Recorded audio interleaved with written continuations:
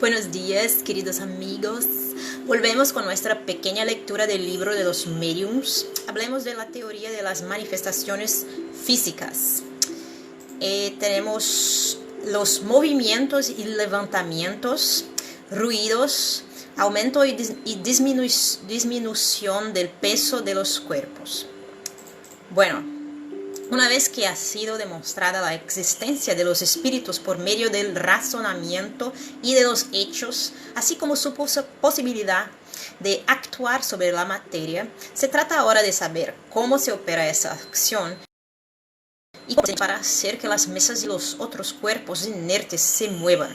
En respuesta a eso, hay una idea que se presenta muy naturalmente y nosotros también la tuvimos, pero los espíritus la combatieron y nos dieron una explicación completamente distinta, que estábamos lejos de esperar, lo cual es una prueba evidente de que su teoría no reflejaba nuestra opinión. Ahora bien, al igual que nosotros, todos podían tener esa primera idea.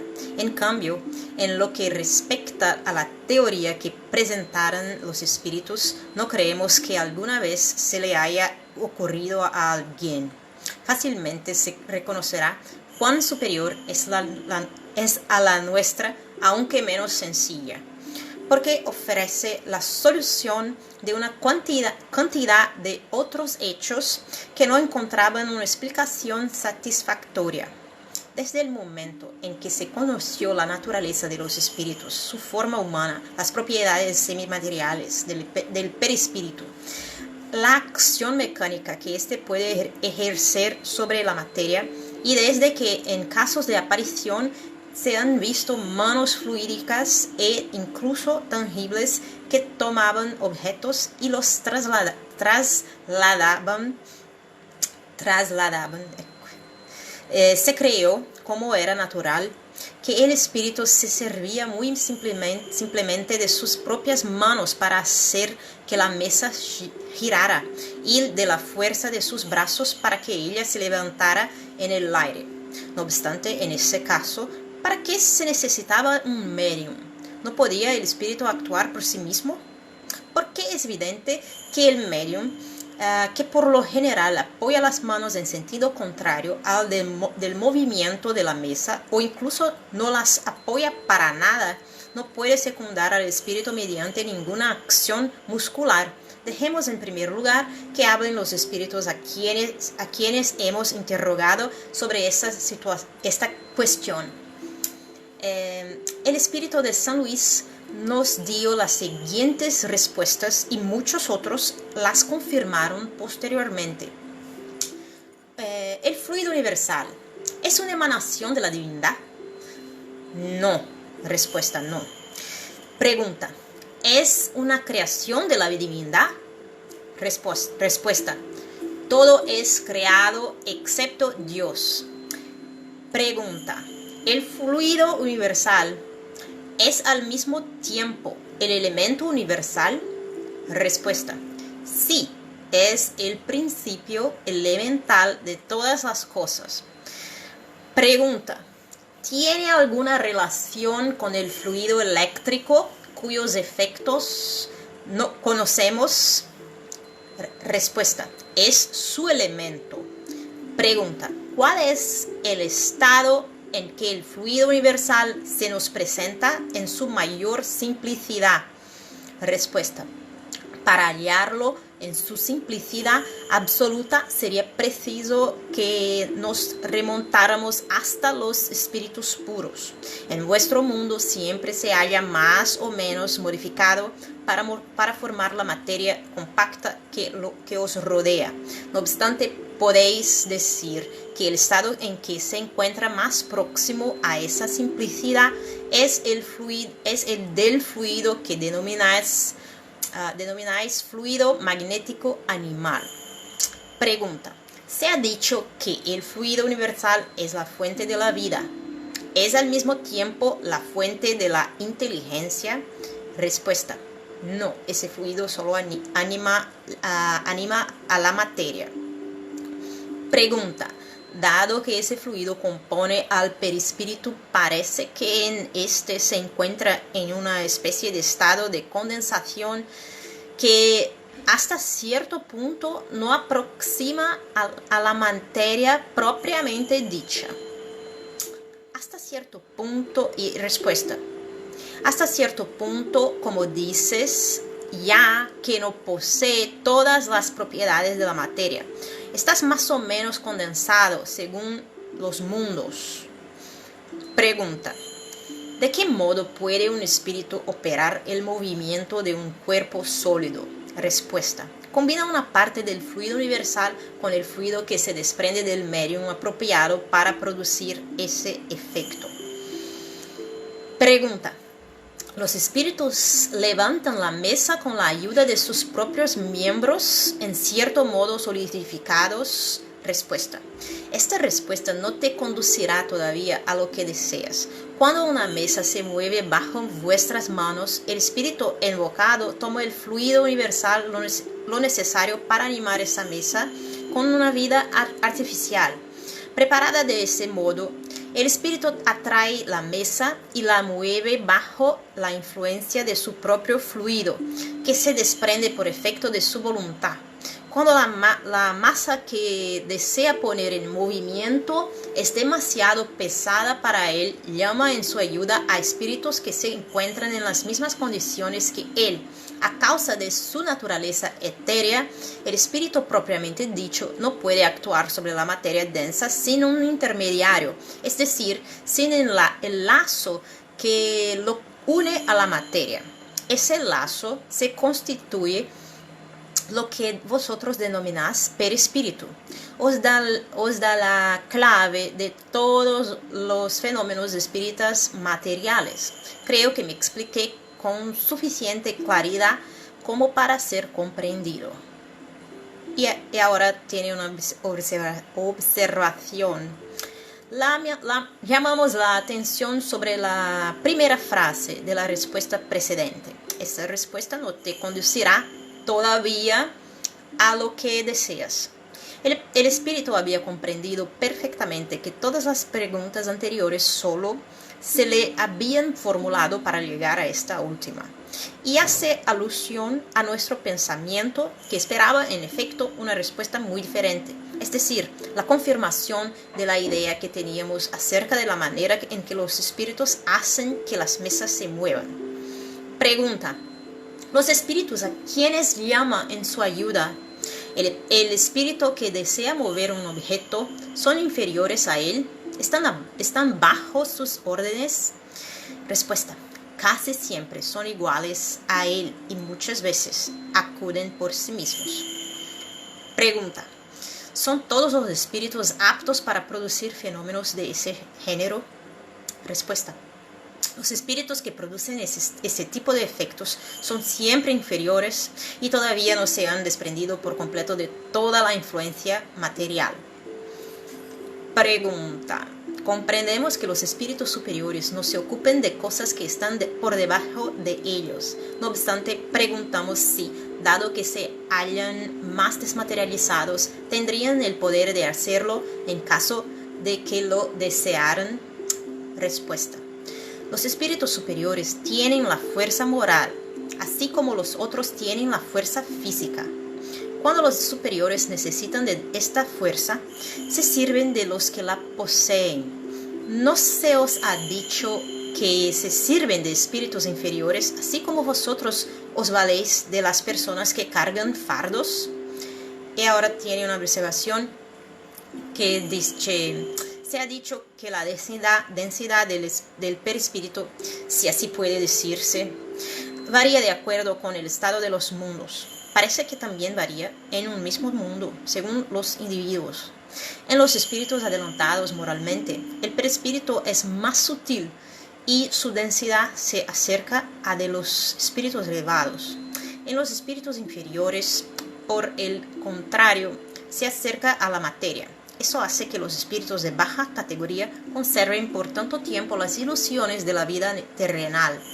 Piensan y actúan como si todavía estuvieran vivos. Experimentan los mismos deseos y casi se podría decir la misma sensualidad. Esa mayor densidad de su perispíritu que confiere a este mayor afinidad con la materia hace que los espíritus inferiores sean más apropiados para las manifestaciones físicas. Por esa misma razón, un hombre culto habituado a las tareas de la inteligencia débil y delicado de cuerpo no puede levantar fardos pesados como lo hace un cargador. En él la materia es, en cierto modo, menos compacta y los órganos son menos resistentes. Tiene menos fluido nervioso, puesto que el perispíritu es para el espíritu lo que el cuerpo es para el hombre, y dado que su densidad es proporcional a la inferioridad del espíritu, esa densidad sustituye en los espíritus inferiores la fuerza muscular, es decir, les confiere sobre los fluidos que se requieren para las manifestaciones un poder mayor que el de los espíritus cuya naturaleza es más etérea. Si un espíritu elevado quiere producir esos efectos, hará lo que hacen entre nosotros las personas delicadas, llamará para realizarlos a un espíritu que sea del oficio. Pregunta: si comprendimos bien lo que habéis dicho, el principio vital reside en el fluido universal. El espíritu extrae de ese fluido la envoltura semimaterial que constituye su perispíritu y por medio de ese fluido actúa sobre la materia inerte. ¿Es así? Respuesta: así es. Es decir, que el espíritu anima a la materia con una especie de vida artificial. La materia es animada con vida animal. La mesa que se mueve bajo vuestras manos vive como el animal, obedece por sí misma al ser inteligente. El espíritu no la impulsa como hace el hombre con un fardo. Cuando la mesa se eleva, el espíritu no la levanta con la fuerza de sus brazos, sino que la mesa misma animada obedece al impulso que el espíritu le confiere. Pregunta: ¿cuál es el papel del medium en ese fenómeno? Respuesta: ya he dicho que el fluido propio del medium se combina con el fluido universal que acumula el espíritu. Se quiere la unión de esos fluidos, es decir, del fluido animalizado y del fluido universal para dar vida a la mesa. No obstante, nota bien que esta vida es solo momentánea. Se extingue con la acción y a menudo antes de que ésta haya concluido, tan pronto como la cantidad de fluido deja de ser suficiente para animarla. Pregunta: ¿puede el espíritu actuar sin el concurso de un medium? Respuesta: puede actuar sin que el medium lo sepa. Eso significa que muchas personas sirven de auxiliares a los espíritus para la producción de ciertos fenómenos sin que lo sospechen. El espíritu extrae de ellas como de una fuente el fluido animalizado que necesita.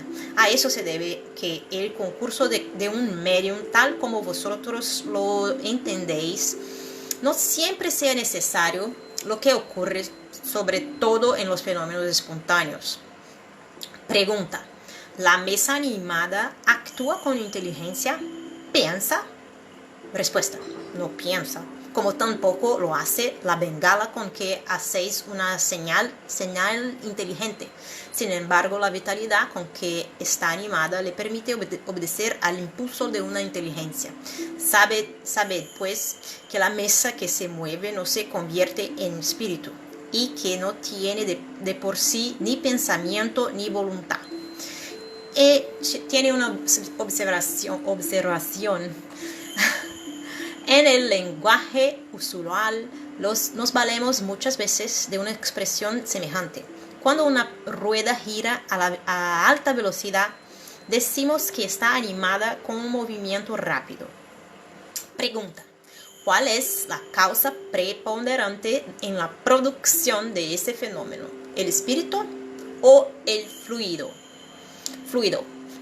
Respuesta: el espíritu es la causa. El fluido es el instrumento.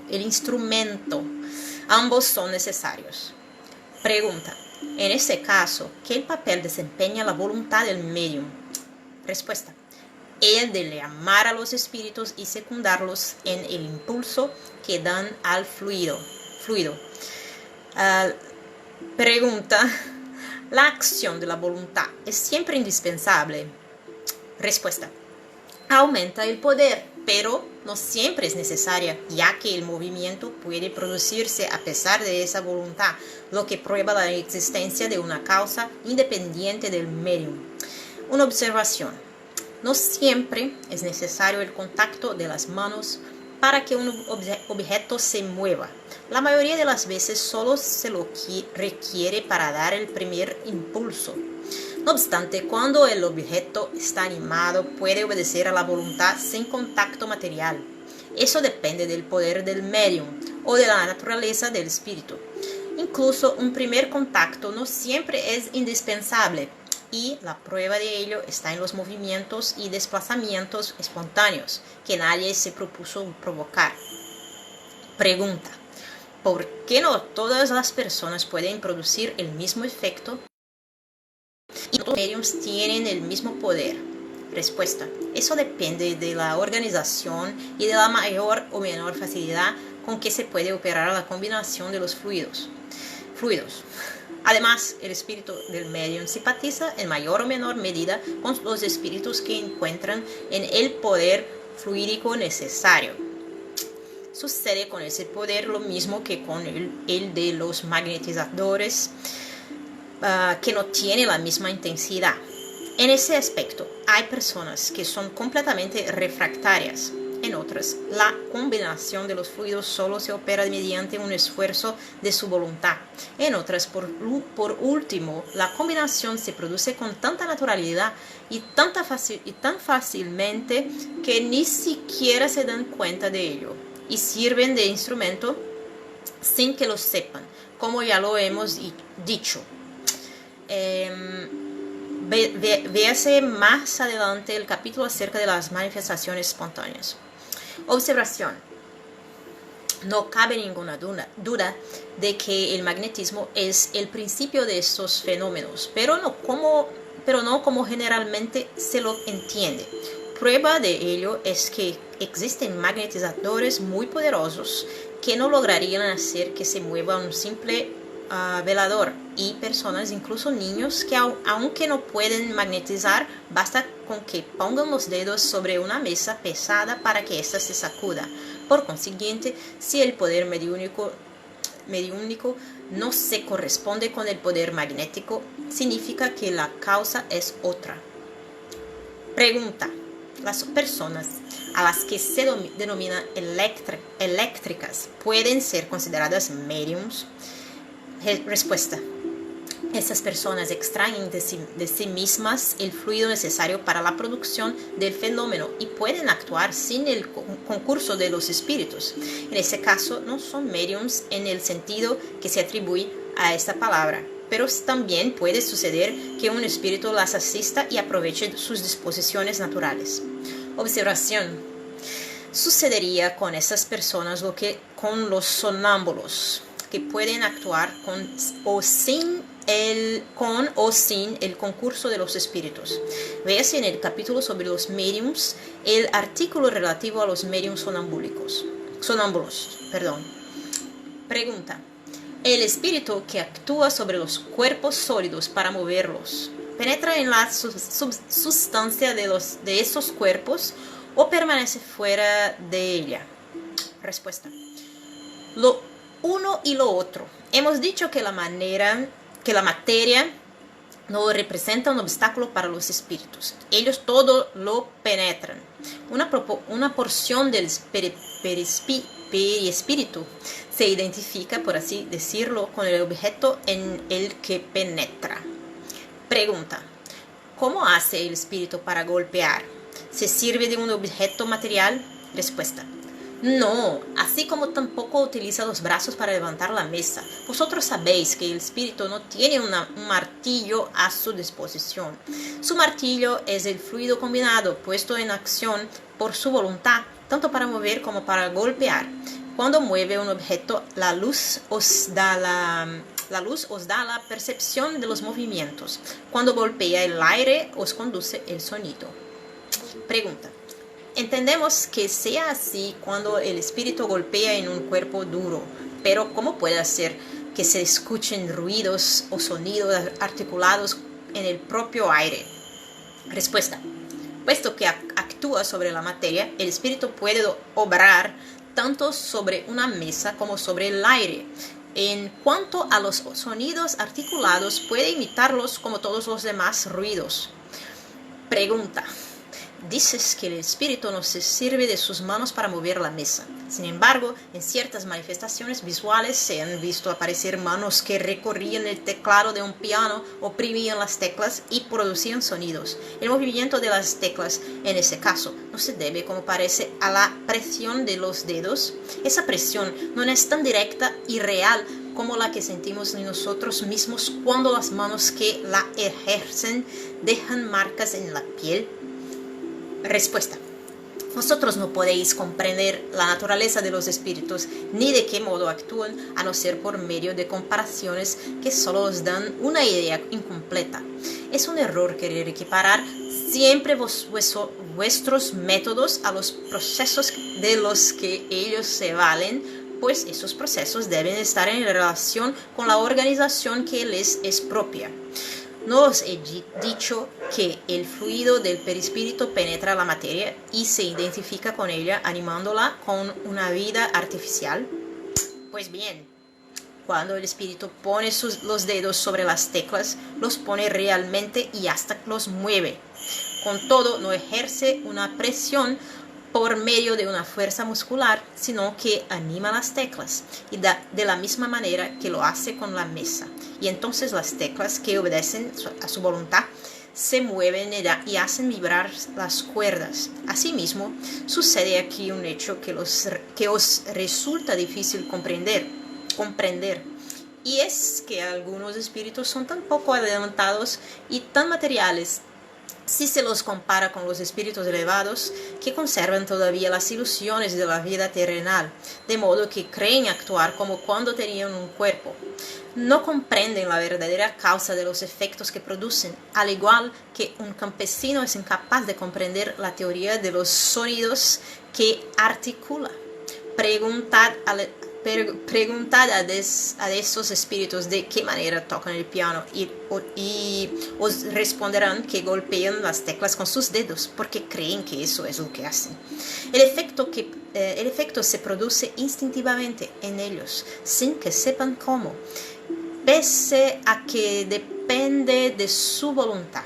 Lo mismo sucede cuando hacen que se escuchen palabras. Observación. De estas explicaciones resulta que los espíritus pueden producir todos los efectos que nosotros mismos producimos, pero por medios adecuados a su organización. Algunas fuerzas que les son propias sustituyen a los músculos que nosotros necesitamos para actuar, del mismo modo que en el mundo los gestos sustituyen el habla que les falta. Pregunta. Entre los fenómenos que se citan como pruebas de la acción de un poder oculto, hay algunos que evidentemente son contrarios a todas las leyes conocidas de la naturaleza. En ese caso, ¿no es legítima la duda? Respuesta.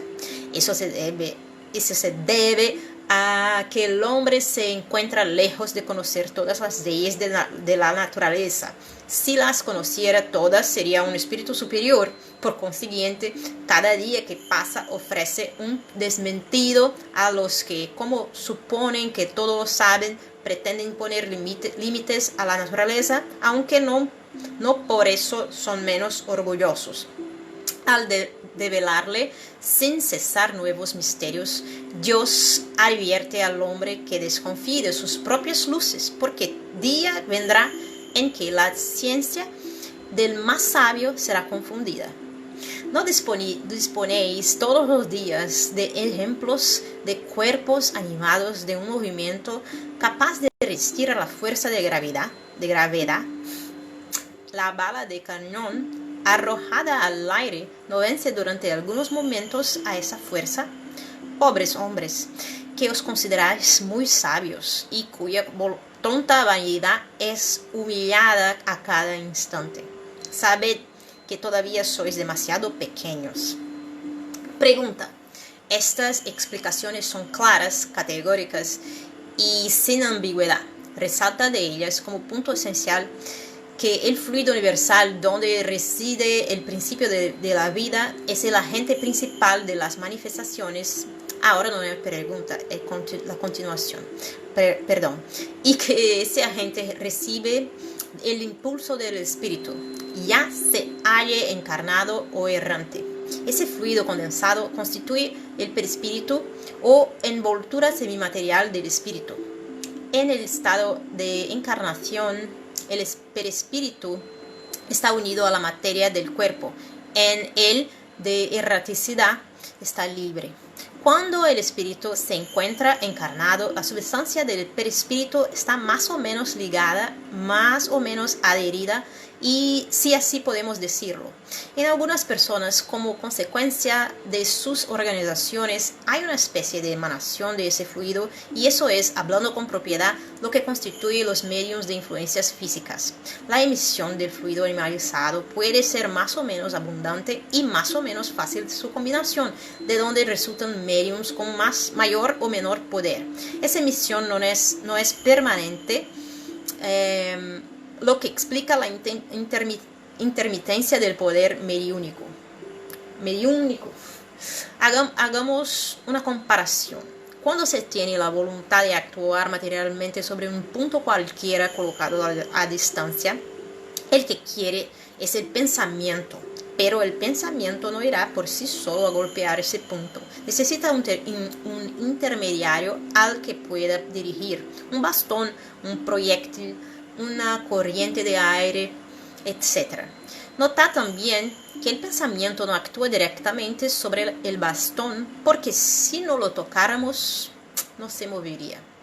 El pensamiento, que no es otra cosa que el espíritu encarnado en nosotros, está unido al cuerpo mediante el perispíritu. Bien, ahora bien, el espíritu no puede ejercer una acción sobre el cuerpo sin el perispíritu, como tampoco puede actuar sobre el bastón sin el cuerpo. Actúa sobre el perispíritu porque esa es la sustancia con la que tiene más afinidad. El perispíritu ejerce su acción sobre los músculos. Los músculos toman el bastón y el bastón golpea en el punto previsto. Cuando el espíritu no está encarnado, necesita un auxiliar extraño, y ese auxiliar es el fluido con la ayuda del cual hace que el objeto sea apropiado para obedecer el impulso de su voluntad.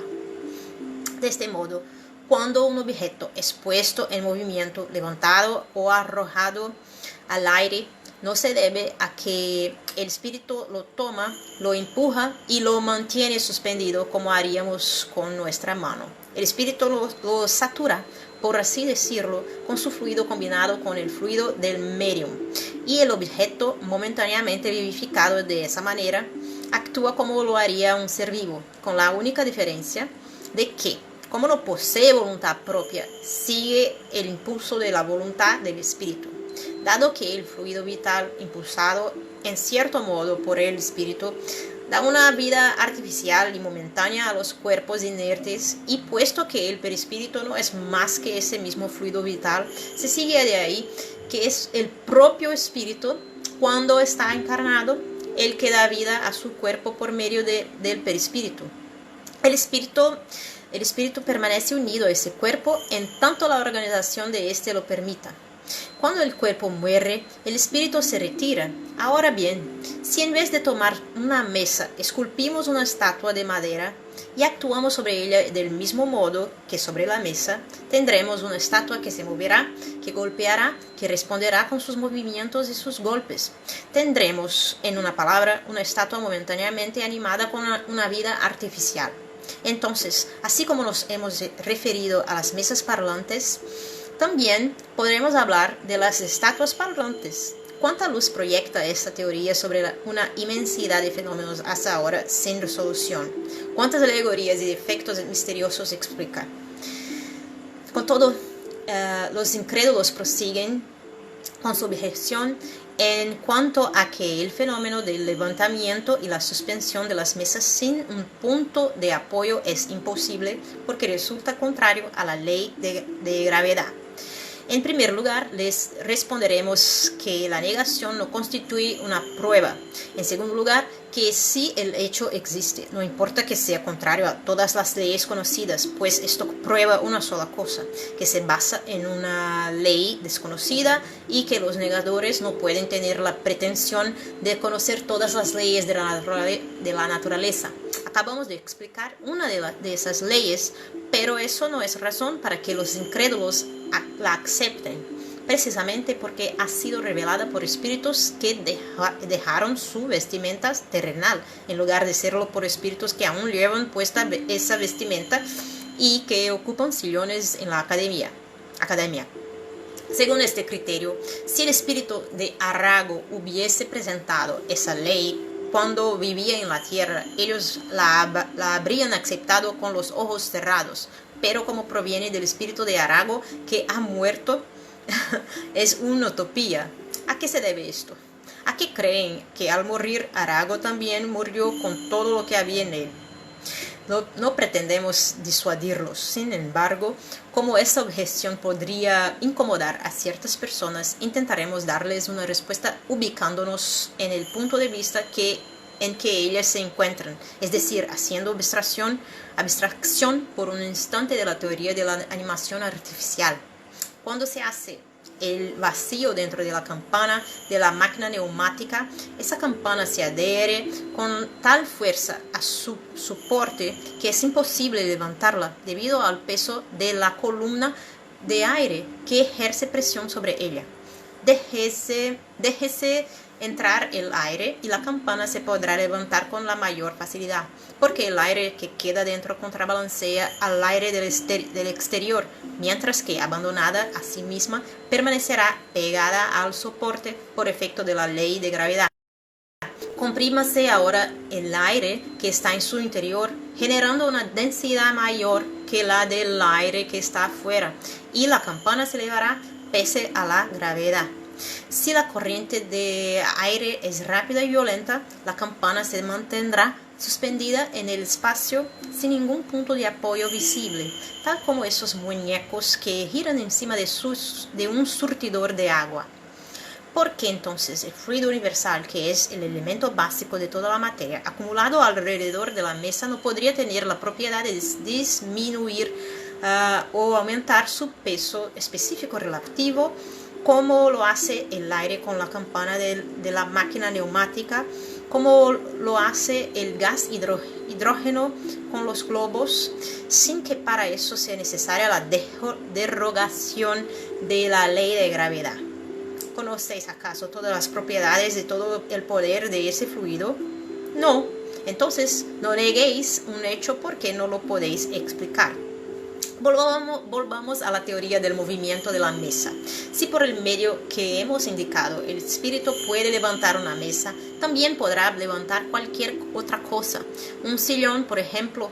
Si puede levantar un sillón, también podrá, si tiene la fuerza suficiente, levantarlo con una persona sentada en él.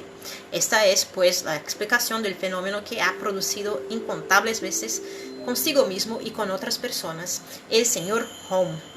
Lo repitió durante un viaje a Londres y, para probar que los espectadores no eran víctimas de una ilusión óptica, hizo en el techo una marca con lápiz y dejó que pasaran por debajo de él mientras se mantenía suspendido en el aire. Sabemos que el señor Home es un poderoso medium de efectos físicos. En el caso mencionado, él era al mismo tiempo la causa eficiente y el objeto. Acabamos de referirnos a la posibilidad de que se produzca un aumento en el peso de la mesa. Se trata en efecto de un fenómeno que se da en ocasiones y que no tiene nada de anormal, como tampoco no tiene la prodigiosa prodigiosa resistencia de la campana que se halla bajo la presión de la columna atmosférica. Bajo la influencia de ciertos mediums se han visto objetos muy livianos que ofrecían una resistencia de ese tipo y luego cedían de repente ante un mínimo esfuerzo. En la experiencia que describimos más arriba, en realidad la campana no se vuelve ni más ni menos pesada en sí misma, aunque parezca más pesada por el efecto de la causa exterior que actúa sobre ella. Es probable que suceda lo mismo en este caso. La mesa tiene siempre el mismo peso intrínseco porque su masa no ha aumentado. Sin embargo, una fuerza extraña se opone a su movimiento y esa causa puede residir en los fluidos circundantes que la penetran, así como reside en el aire la causa que incrementa o disminuye el peso aparente de la campana. Realizad la experiencia de la campana neumática delante de un campesino ignorante, incapaz de comprender que lo que actúa es el aire que él no ve, y no os que será difícil convencerlo de que se trata del diablo.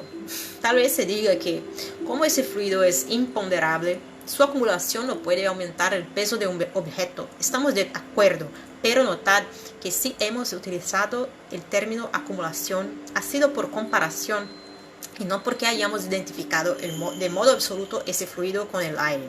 Si bien aceptamos que ese fluido es imponderable, nada prueba que lo sea. Ignoramos su naturaleza íntima y estamos lejos de conocer todas sus propiedades. Antes de que se experimentara con el peso del aire, nadie sospechaba los efectos de ese peso. La electricidad también está clasificada entre los fluidos imponderables. Sin embargo, un cuerpo puede ser retenido por una corriente eléctrica y ofrecer una gran resistencia a quien quiera levantarlo, lo que hace que ese cuerpo se vuelva más pesado en apariencia. Del hecho de que no se vea lo que lo retiene, sería ilógico deducir que no existe. Así pues, el espíritu puede utilizar palancas que no conocemos. La naturaleza nos demuestra a diario que su poder no se limita al testimonio de los sentidos.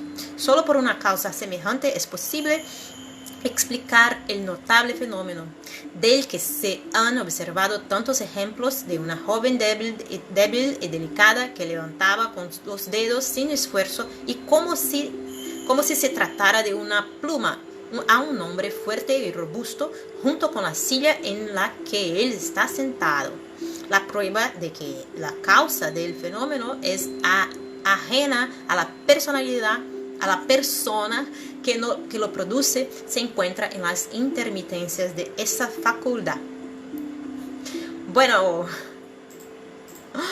terminamos nuestra lectura de hoy. Espero que lo hayas disfrutado y que entiendas lo que leo. Gracias a todos. Dios los bendiga. Besos.